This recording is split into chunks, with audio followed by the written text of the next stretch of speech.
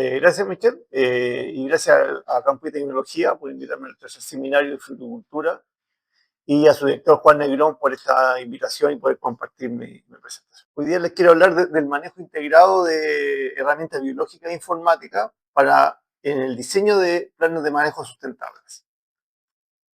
Las herramientas biológicas, a pesar de lo que la gente cree que son herramientas más modernas, son bastante antiguas. Los primeros reportes del uso de microorganismos para controlar enfermedades son de 1870.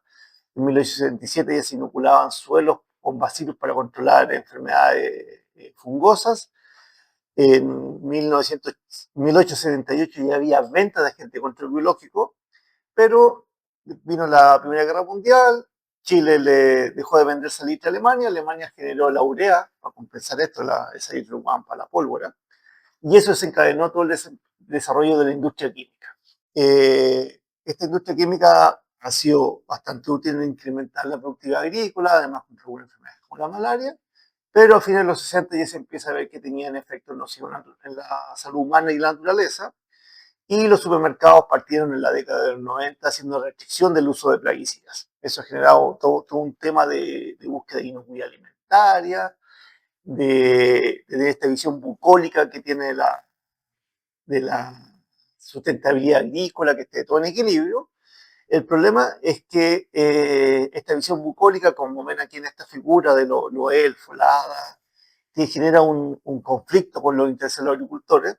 La hada, los elfos son todos vegetarianos y los vegetarianos comen plantas y los agricultores producimos plantas, así que son realmente nuestros enemigos. Y lo que realmente nosotros buscamos en los controles biológicos es lo que los ecólogos se preguntaron en los 60, ¿por qué si el mundo está lleno de vegetarianos, el mundo sigue siendo verde? Y encontraron que había dos razones, una que eran de abajo hacia arriba, que era que las plantas producen veneno, espinas para defenderse, y existe la garra y el colmillo que se comen los vegetarianos. Y ahí están los biocontroladores, tanto insectos, enfermedades y otros parásitos. En el año 2002, cuando nosotros partimos en el desarrollo de controladores biológicos, había un ecosistema de empresas, principalmente startups o pequeñas empresas que producían agentes de control.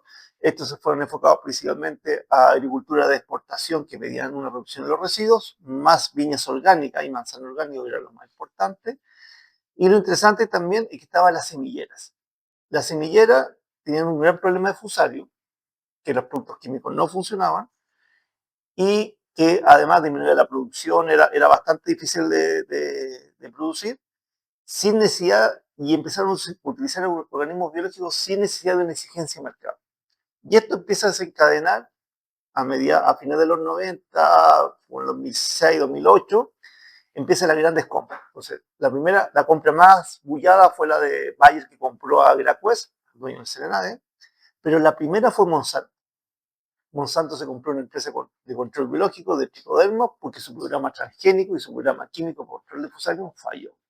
Y esto después desencadena Syngenta, Vale, empiezan todos a comprar. Y en este momento se estima que el 50% de los agentes de control biológico lo están vendiendo las grandes químicas. Entonces esto no es una moda, no es un producto, no es un uso de nicho, es la tendencia. Los costos de desarrollar productos biológicos se han incrementado. Pasamos en los años 2000 de 180 millones de dólares a 280 en el 2015 y estamos cerca de los 400 millones de dólares en el 2020. Además, los tiempos de desarrollo de productos químicos están demorando entre 10 y 15 años y la patente da protección de entre 15 y 20 años. Por lo tanto, hay muchos productos químicos que se ven en el mercado, se acaba la patente y llegan los patentes. Por lo tanto, las químicas están buscando otro tipo de desarrollos, más que químicos, también de extractos vegetales, microorganismos, metabolitos.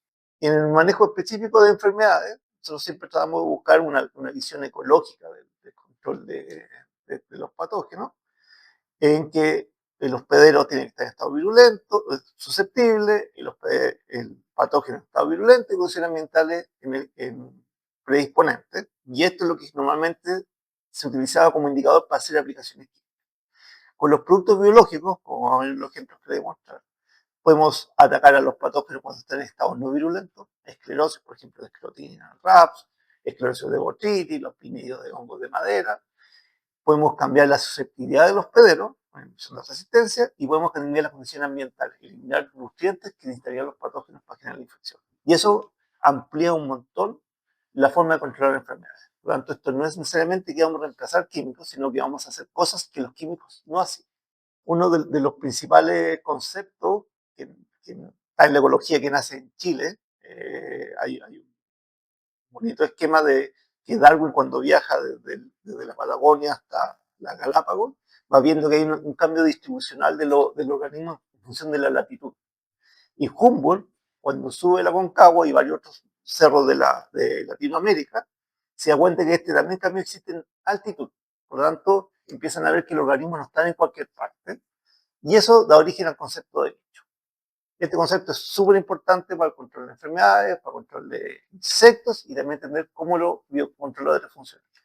En el concepto de nicho, se supone que hay en un gradiente de condiciones favorables, de nutrientes, luz, agua, lo que sea. Hay condiciones donde el organismo no es capaz de sobrevivir, condiciones donde el organismo está bajo estrés fisiológico y condiciones óptimas. En las condiciones óptimas el organismo se desarrolla, se reproduce y como tiene poblaciones grandes, tiene más mutaciones. Y generalmente ahí es donde aparecen las nuevas cepas, las cepas resistentes. Por lo tanto, ¿cómo podemos utilizar esto? Cuando nosotros llevamos este concepto al plano, nos damos cuenta que hay lugares donde no existe el microorganismo, donde hay poblaciones que se llaman poblaciones zinc o sumideros, donde el organismo sobrevive, pero requiere de poblaciones fuentes que le entreguen inóculos.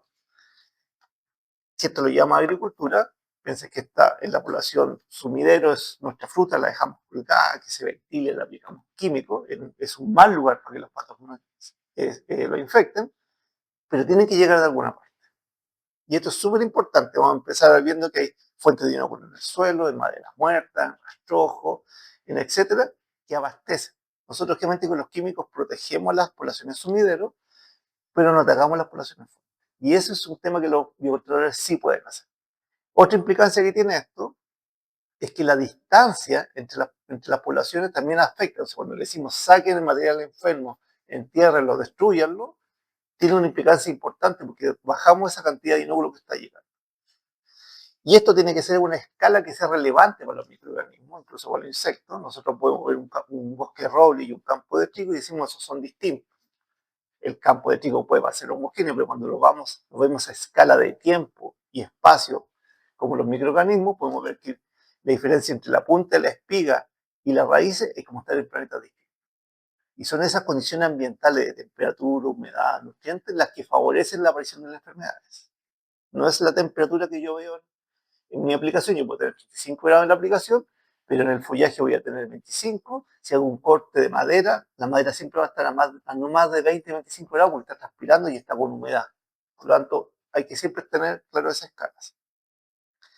Esto nos dice que hay dos factores que limitan la presencia de un organismo en un lugar: la dispersión. Los organismos no se mueven fácilmente por el ambiente, tiene que verse la gravedad, el viento y las limitaciones del bicho. Y la distancia ya está evaluado que mientras más lejos tengo mi fuente de inóculo, menor infección tengo. Por lo tanto, es importante que yo elimine la fuente de infección dentro del huerto. Y las poblaciones también son sumamente importantes. Es distinto tener una población muy pequeña a una muy grande. Si yo tengo un producto que mata el 90% de la población y tengo 100 individuos, quedo con 10. Si tengo 10 millones, quedo con 1 millón. Por lo tanto, es importante el monitoreo, la detección temprana y poder hacer esos cambios de control importantes. Una de las formas de ver los efectos del microorganismo es ver la diversidad mecánica. En esta lámina podemos ver que hay hongos que producen metabolitos que inhiben el crecimiento de botrytis, pero eso también lo puede hacer un Swiss, lo puede hacer un Calibri, lo puede hacer un Timorex. Pero en la parte de abajo de esta lámina vemos que los tricodermas pueden crecer a la misma temperatura que el patógeno, ocupar el espacio y cuando se encuentran con el patógeno se lo comen. Y eso es sumamente importante porque los químicos no pueden hacer eso. Ni los extractos vegetales, ni los minerales. Eso tenemos un mecanismo que es muy distinto a lo que ya se utiliza normalmente. ¿Y cuáles son las consecuencias de la competencia biológica? Es como estos antiguos estudios de Gauss que nos pasaron en el colegio, que ponen paramecios fuerte y débil a vivir juntos, y las consecuencias de la competencia es que un organismo débil se extingue o cambia de nicho. Si cambia de nicho, deja de ser patógeno. Por lo tanto, a diferencia de los químicos y los extractos vegetales, en que o se muere o genera resistencia, aquí las dos consecuencias nos favorecen. Y esto también empieza a tener relación con otros manejos. Aquí en esta lámina podemos ver un huerto de almendro en España, que está sometido a condiciones de estrés hídrico, y otro huerto que no, y ya están infectados con hongos. Y la evolución de los síntomas es completamente distinta. El huerto que está bien regado, bien mantenido, sigue enfermo, pero no se muere. El huerto que está mal regado, que se sobrefertilizó con nitrógeno, genera un incremento en la severidad que hace que el huerto colapse. Entonces, aquí hay cosas que a veces hay enfermedades que yo no puedo curar, pero sí puedo mitigar y puedo hacer manejos que nos permitan tener un mejor pronóstico del manejo y hace que el huerto sea rentable más tiempo. Y aquí entramos con el tema de fertilización, que es sumamente importante. Hay una teoría, como se ve en esta lámina, que está la teoría de la hipótesis del costo de la defensa, en que nos dice que cuando tengo poco nitrógeno, la planta lo que hace es que protege este nitrógeno con carbono. ¿Qué significa? Que transforma carbono en celulosa, en lignina, en tanino, en espina, en cosas que evitan que se coman a la planta. Cuando tengo exceso de nitrógeno, como dice Juan Girsel, la planta no quiere quemarse. El exceso de nitrógeno es tóxico, por lo tanto la planta lo que hace es que apaga su sistema de defensa y produce puro tejido débil, que favorece a los patógenos. Entonces cuando uno dice, voy a recuperar mi planta que está enferma y le doy nitrógeno, es peor. O sea, cuando alguien está enfermo, le dan caldo de pollo, no le dan un filete. Aquí, generalmente, este nitrógeno va a alimentar más al patógeno que a la planta. Y en esta imagen podemos ver ahí una cereza ahí con nitrógeno, con alto nitrógeno que produce fruta, pero también produce mucho tejido. Cuando tengo poco nitrógeno, la planta produce defensas. Ahora, hay otras formas también de manejar esta defensa, y por ejemplo el uso de inductores de resistencia. ¿Cómo funciona un inductor de resistencia? En este ensayo que muestra la de Universidad de Concepción, cuando yo genero un estímulo, la planta gasta energía en esta defensa, pero cuando llega el patógeno, la disminución de rendimiento es menor que cuando no se hace. Es más, en algunos casos se genera lo que se llama priming, que la planta queda con una memoria y en el futuro se enferma. Y en este caso, por ejemplo, aquí vimos el efecto de Pseudomonas protein, que un producto se llama tanidi, que induce genes de resistencia en vides contra oídos. Lo hemos visto en cerezo, en kiwi y contra precisamente estrés ambiental. Hicimos un ensayo con la Universidad de O'Higgins, que aquí se ve una planta sobrealimentada y una bien alimentada, en que aplicamos tricodermas con bacilo al suelo, pueden ser crecimiento raíz, intolerancia a índico, este taniri para generar esta acción de genes y la mezcla de ambos. Después se tomaron hojas, se le aplicó un estrés oxidativo que simula el estrés de verano y vemos que el testigo se levanta del estrés de verano, después baja, con el inductor de resistencia esta disminución es menor, con los tricodermas en el suelo aún menor y con la combinación prácticamente el planta no logra estrés. ¿Qué implica eso? Nosotros podemos hacer manejos en la actividad biológica del suelo y arriba para inducir el crecimiento. Y aquí es donde les muestro la primera herramienta de información. Esta es una cromatografía de suelo en que se toma un poco de suelo, se pone en un solvente y se pone en un papel filtro con yoduro de plata, para hacer como hacer una fotografía, que es la forma en que se inventó la cromatografía. Así parten las cromatografías como técnica química. Entonces, en la parte central tenemos las zonas de minerales, más liviano se mueve la zona húmeda, y en el extremo quedan las enzimas, que es la actividad biológica del suelo. Esto hasta el 2017 era bastante agroecológico, un poco hippie, que se pensaba una opinión experta, había que verlo, y era sumamente cualitativo. En 2017 un equipo australiano genera esta forma de medir, que simplemente con una regla, yo mido la zona, le pongo número y voy a saber la cantidad de minerales, nutrientes. Y nosotros con una empresa asociada que es Fitonova hicimos un mapa. Tomamos muestras de cientos lugares, le aplicamos los números, hicimos un algoritmo y ahora uno pone estos datos en esta plataforma web que debería estar unos meses ya lista y me dice si mi suelo está en una situación de suelo degradado, en un sistema de producción convencional, regenerativo o orgánico. Incluso hicimos como una cinta de pH en que tenemos 100% arena, 75 arena, 25 tierra de hoja, así hasta llegar hasta 100% tierra de hoja, y uno puede saber más o menos en qué condición está mi suelo. ¿Qué es lo interesante de esta técnica? Que es cualitativa, pero que se hace a través de datos cuantitativos, por lo tanto, le puedo aplicar estadística, es que tiene un costo de 30.000 pesos la muestra, a diferencia de 300.000 que tiene una metagenómica, y me puede servir para hacer un seguimiento de cómo mejorar mi condición de suelo. en un nivel que sea logísticamente de costo aceptable para los agricultores. Aquí vemos los cuadrantes que se generan, convencional, degradado, regenerativo orgánico, orgánico silvestre, y yo puedo saber si lo que yo estoy haciendo en mi suelo me está mejorando o me está empeorando en condiciones de suelo. Es más, puedo saber si se está favoreciendo la fijación de carbono o la mineralización de ese carbono. Y me puede servir incluso para certificaciones de agricultura regenerativa. Ahora, ¿para qué nos sirve esto? Para generar una estrategia de manejo del suelo. Nosotros estamos planteando que la estrategia de manejo del suelo tiene que ser un proceso ecológico, que es como la asociación ecológica de las plantas, en que en un suelo expuesto, que hay pura roca, se llama campo viejo, después llega el líquen y musgo que fijan carbono, después llegan algunos arbustos como los bácaris que liberan fósforo, ese fósforo sirve para que las leguminosas fijen nitrógeno y se empieza a generar una estructura comunitaria. Lo mismo pasa con los microorganismos. Y aquí el factor más importante, el que está aquí, que ven debajo de este gráfico, que es el tiempo. ¿Por qué tiempo? Porque se ocupa algo que se llama facilitación ecológica, en que lo que hace un microorganismo o un organismo en un ecosistema sirve para el que viene en la siguiente fase. Esto es como construir una casa. Yo en la casa no puedo poner los albañiles, al eléctrico y al pintor a trabajar juntos. Tienen que estar cada uno a hacer su fase en su tiempo adecuado. Uno no puede trasplantar una comunidad ecológica completamente, tiene que cultivarla, ¿cierto? Igual como lo hacemos en los campos. ¿Qué es lo que hemos hecho? Aplicamos algunas bacterias, por ejemplo, este BAFE, que disminuye la población de nematodos fitoparásitos, pero no los saprófitos, y hace que las raíces partan antes. Tricodermas, que colonizan las raíces, como ven en este video, van ocupando estos azúcares que libera la planta para producir ácido orgánico, eso nos ayuda a solubilizar fósforo, a entregar algunos nutrientes. La planta no es capaz de saber si está hongo es bueno o malo, por lo tanto ramifica más su raíz y tiene un volumen de raíces mucho más completo que absorbe más nutrientes y agua del suelo y algo mucho más eficiente al sistema. Esto genera mayor crecimiento de raíces secundarias, como se ven aquí las raíces que están marcaditas en amarillo. Tengo mayor interceptación de nutrientes y agua, mejor arquitectura y crecimiento de las raíces, y cuando lo veo a nivel de satélite, como se ve en esta imagen de NDVI, esto, imagínense, uva en Piscoel, en el Valle del Elqui, y vemos que las zonas tratadas son más azules, por tanto menos estrés, que las zonas no tratadas que tienen más rojo, que tienen más estrés. Y esto me genera que mis campos sean mucho más homogéneos. Eso en uva, eso en palto, esto también en uva en Atacama.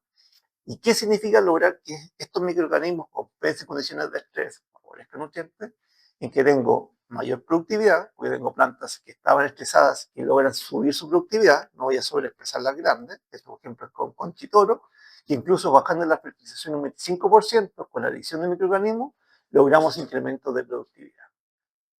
En ciruelo, movemos la curva de calibre, hacemos que nuestro huerto sea más homogéneo, eso significa cosechas más concentradas, flotaciones más concentradas, menos riego de lava, menos costos.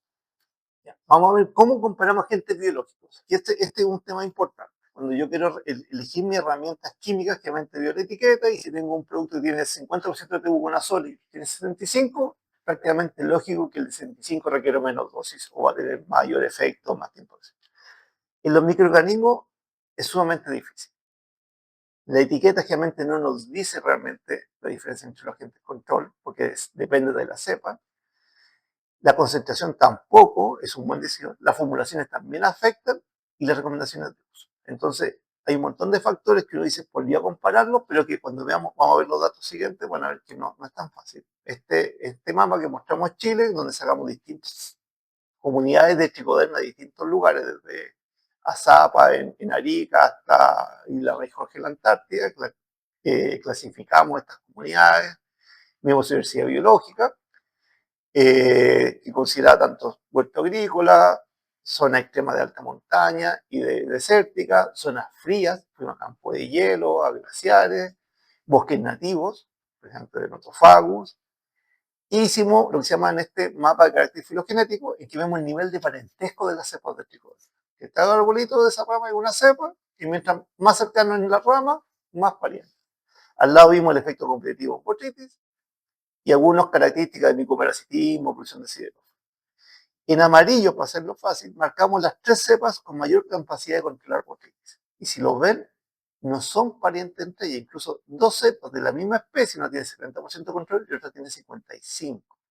Esto quiere decir que la capacidad de control biológico es un carácter convergente, no está asociado al parentesco de la cepa. Por lo tanto, yo puedo tener dos tricodermas marcianos, cepa A y cepa B, con nivel de control completamente distintos. Por lo tanto, no me permite decir cuál cepa es mejor o no. Aquí, bueno, en este ejemplo tenemos un ensayo in vitro para controlar el pseudomonas con dos metodologías. Una de halo inhibitorio, que yo pongo un disco del biocontrolador y veo si me produce un halo inhibitorio como el que hace este antibiótico. Aquí está Nacillus, aquí hay otro Bacillus, que es un bioestimulante que libera algunos compuestos. Nacillus, por ejemplo, no libera ningún compuesto antibiótico, pero sí es capaz de crecer sobre las colonias del pato. Entonces tenemos mecanismos, mismas especies con mecanismos distintos. Pueden tener sistemas similares de control, pero con mecanismos distintos, por lo tanto los posicionamientos estratégicos del plan de manejo son distintos. Aquí se ve, por ejemplo, el efecto del bioestimulante, que genera el halo inhibitorio, y el efecto de Nacillus, que genera un crecimiento sobre el pato. Aquí, por ejemplo, otro ejemplo, esto en control de fusicoco en arándano, importante enfermedad de madera, el nivel de incidencia de un testigo absoluto, triconativa, 3 cepas de tricoderma, pero enfocados especialmente en suelo, mamul para control de hongo de madera, coraza que es pasta y cobre, y si ven productos similares, tienen controles distintos. Incluso, bueno, aquí cobre se ve que no tiene buen efecto. Por lo tanto, yo no puedo utilizar la etiqueta para comparar productos biológicos. Es más, yo puedo tener la misma cepa de control biológico, producirla de forma distinta, formularla de forma distinta, va a hacer que mi efecto de control va a ser distinto. Por lo tanto, la única forma de poder comparar es con ensayos bajo las mismas condiciones. Eso es sumamente importante porque los igualitos A no existen. Aquí se requiere un poco más de conocimiento, un poco más de selección de las herramientas que voy a utilizar y buscar que hayan bases de terceros que sean confiables. ¿Cómo integro estos organismos en los planes de manejo? Primero que nada hay que entender el problema. Saber bien el patógeno, la plaga, cuál es su ciclo, dónde tengo el momento más crítico, dónde ciertos mecanismos de acción, antibióticos, competencia, depredación, etcétera, van a ser más efectivos. Sumar a lo existente. Lo que nos están haciendo los campos lo hacen porque ya funcionó. Ahora lo que quiero hacer es mejoras en costo, en registro, en extensión, en presencia de residuos, en mayor efectividad, pero tenemos que buscar esos puntos ciegos, hacer compatibilidad y crear los programas. Por ejemplo, en el cáncer bacterial, que les muestro el ciclo del cáncer bacterial en cerezo, bastante similar un poco a lo que pasa en otros carozos y en arándano. Esta bacteria que tiene flagelos, se ve aquí en esquema, por lo tanto tiene que nadar para entrar a la planta y tiene que nadar para entrar a la planta por heridas, estomas o arterias naturales. Por lo tanto, tengo un momento ya más o menos claro que necesito agua libre para que la bacteria entre. Y tengo DNL, por lo tanto, puede entrar por caída de hojas, que genera tizones en la yema, puede entrar en estomas, que me pintan la hoja, y me puede atacar las frutas, que esto es poco común, en la zona sur es más común que la zona central, pero necesitamos veranos más lluviosos. Tizón de flor, bastante importante, y puede generar cancros.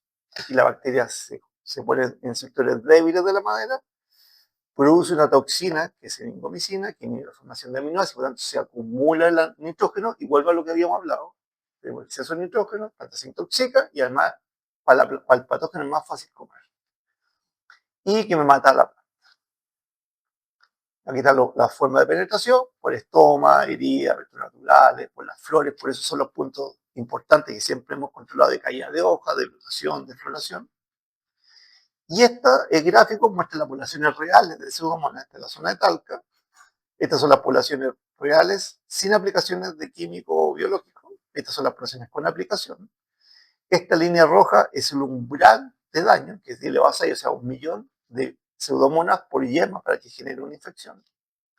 Y aquí contrastamos 2 años distintos. 2016, que fue un año del niño, que fue un invierno cálido y poco lluvioso, y el 2017, que fue frío y muy lluvioso.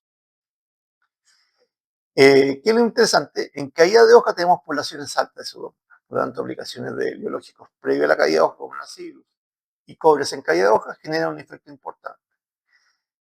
En brotación, lo mismo. Siempre tenemos poblaciones altas, independiente del tipo de daño, poblaciones altas, y generalmente hacemos un cobre, un biológico, un antibiótico. Pero en invierno nos dimos cuenta que las poblaciones caían, excepto bajo ciertas condiciones. Empezamos a hacer el estudio climático y vimos que había muchas aplicaciones que estaban en eso. Por ejemplo, aquí teníamos 3 aplicaciones en caída de hoja, 4 o 5 en invierno, más una octava o novena en brotación. El problema es que en Kiwi se estudió que más de 8 aplicaciones de cobre consecutivas generan que el 80% de la población de Pseudomonas actinidae, la PSA, se vuelve resistente. Entonces, ¿qué es lo que nosotros estamos planteando? Que aquí viene otra herramienta tecnológica en que hicimos un modelo. Hicimos un modelo climático con esta empresa, se toman muestras de la población de Pseudomonas en 100% caída de hoja. Durante la caída de hojas tengo que aplicar porque siempre tengo población alga y siempre tengo heridas, por lo tanto, siempre aplico. Pero en invierno tomo la población inicial y con los datos climáticos de temperatura, lluvia, heladas, proyectamos las poblaciones Pseudomonas. Y nos pasó cosas interesantes. Los puntitos son las temperaturas. Los puntitos bajo el eje son las heladas y las barras son las lluvias. Aquí están las poblaciones de Pseudomonas, la línea negra es población sin aplicación y la de otros colores son las cuando ya hago una aplicación, que hay un efecto de baja. Y lo interesante, temperaturas medias altas con lluvia y heladas hace que suba la población. Cuando empieza a llover, la población de Pseudomonas baja. ¿Por qué baja? Porque baja las temperaturas, pero no se generan heladas. Por lo tanto, ¿qué es lo que nos está diciendo? Que mis aplicaciones en invierno yo no debo hacerlas cuando haya mal clima. Si yo tengo lluvia y no puedo entrar al campo, no necesito aplicar. Cuando tengo heladas y temperaturas medias altas de verano, de invierno, que van a ser 18, 15 grados, que son la última fase de humano, sí tengo que preocuparme. Entonces, esto es súper importante, lo puedo hacer por modelo, lo puedo hacer por criterio, pero lo que hemos visto, hicimos este ensayo en San Francisco Motosá con un campo grande que tenía 1, 2, 3, 4, 5, 6, 7, 8 aplicaciones de cobre, aplicamos el modelo, sacamos una aplicación de cobre por un biológico, todo lo que está en amarillo son las aplicaciones que no hicimos porque el modelo nos dijo que no aplicáramos, en rojo la que tuvimos que aplicar, y reemplazamos otros productos y logramos tener menos puntos, los mismos puntos de goma, menos cantidad de tizón de yema, y lo interesante es que tuvimos más frutos por dar. ¿Qué nos pasaba en este año, 2017, perdón? Es que en ese momento ese campo tuvo 0 lluvias entre mayo y agosto. Por lo tanto, tuvieron 7 aplicaciones de cobre y que no hubo ninguna lluvia que los lavara, por lo tanto hay cierto nivel de toxicidad. Lo importante es que este modelo, que las poblaciones bajan en invierno, lo ha validado Jaime Auger, Red France, Línea, Rayetue, por lo tanto hay bastante gente que dice que en invierno deberíamos disminuir las aplicaciones de cobres. Y lo que estamos planteando es hacer aplicaciones tempranas de biológicos para que colonicen las poblaciones que vienen sobreviviendo del verano, 1 o 2 aplicaciones de cobre o fagos durante la caída de hoja, en invierno solo contra condiciones, proteger la poda y de ahí partir en brotación. ¿Por qué es importante la aplicación previa a la caída de hoja? Las bacterias como Pseudomonas o Xanthomonas que ataca avellanos y nogales por peste negra, tienen una fase planctónica en que viven cada uno por sí independiente, como se ve en este gráfico, y bajo ciertas condiciones ambientales, que precisamente la falta de agua, producen biofilm. El biofilm es como piensen que estos son los pólipos y forman el coral, y que liberan algunos azúcares que generan estructuras tridimensionales, que los permiten capturar el vapor de agua y generar agua libre cuando no debería haber agua libre. Cuando lo hacen cerca del 0 grado, producen hielo, y eso es lo que llaman nucleación de hielo. Que eso es la explicación evolutiva de por qué producen el biofilm. Pero también esto le genera una defensa no genética contra los cobre o contra los antibióticos. Yo aplico mi desinfectante sobre el biofilm, mato esa bacteria, pero las de abajo quedan vivas. Entonces tenemos una condición de verano seco y estresante que favorece el biofilm, después tiro cobre, que me mata superficialmente el film, y después me pregunto por qué tenía falla en el problema. Y aquí lo biológico interesante, bueno, en este video, que están creciendo las colonias de Pseudomonas y de Bacillus. Hicimos unos ensayos con Ernesto Moya, con algunos investigadores, y vimos que las cepas de Bacillus crecen sobre la colonia de la bacteria. Aquí podemos ver cada uno de los Bacillus independientes creciendo al lado y sobre el biofilm generado por Pseudomonas y que se lo comen. Esto es como el cepillo de dientes para lavarse los dientes. Entonces, baja la población de Pseudomonas, elimina este biofilm, tanto en Pseudomonas como en Xanthomonas, Y eso me genera una limpieza bastante importante en los tejidos que vienen de invierno y también me sirve para el biofilm que puede adquirir agua en la aplicación de cobre invernal. Con esto que logro, una reducción importante del patógeno y hacer que las aplicaciones futuras de antibióticos de cobre sean mucho más efectivas. Entonces, eso nos explica de por qué a veces con una o dos aplicaciones de biológicos entre medio del programa bien puestas, genera un alza importante en el nivel de control. Aquí vemos una foto de microscopía electrónica, cómo se ve el bacillus creciendo sobre los biofilm, que son estas estructuras tridimensionales medias brillantes. Y cuando hacemos cortes transversales, se generan estos huecos que muestran que ya se comió ese biofilm. Esto es un ensayo que hicieron los amigos de Sumitagro, en que compararon Nacirus, también con introductencia a Gringen, estratomicina más hidroxiciclina y casugamicina en tizón de flor en cerezo.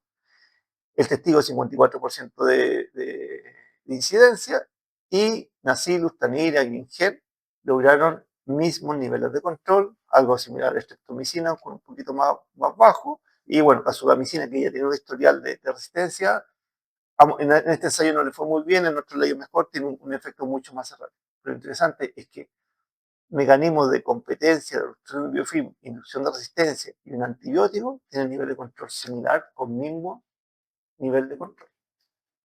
Y con una integración muy buena. Ya. Entonces, para cerrar la idea, me muestro este gráfico, un ensayo bastante antiguo, que teníamos esto en cerezo, un huerto abandonado, eso es lo antiguo que era de un huerto abandonado de cerezo, tenemos un testigo sin aplicaciones, tenemos un 15% de incidencia de pseudomonas, solo químico, lo bajamos a la mitad, pero con una alta variabilidad. Integramos los biológicos y bajamos la incidencia y bajamos la variabilidad, que está mostrada aquí en esta barrita. Puro biológico también puede ser, pero esto muestra un nivel de buen control, buena homogeneidad y a un costo que es sumamente competitivo. Entonces, las herramientas biológicas son totalmente posibles de integrar en los planes de manejo. El último detalle es que los biológicos, y esto es para todos los biológicos, no solo los productos nuestros, son suspensiones. Son conillas o esporas que quedan flotando en el agua. Yo, por lo tanto, necesito distribuirlo muy bien, un guarda ayudante, dispersante, para que quede bien distribuida y logren el nivel de control adecuado, pero no tengo que mojar de más. Si mojo de más, las arrastro y pierdo el producto. Entonces, el consejo, que es sumamente importante, es que ajusten los mojamientos a lo menos posible. Eso mejora la eficacia y hace que la aplicación además sea mucho más buena. Con esto me despido. Quiero agradecer al tercer seminario de fruticultura de la revista Campo y Tecnología por haberme invitado y espero que les haya servido mucho.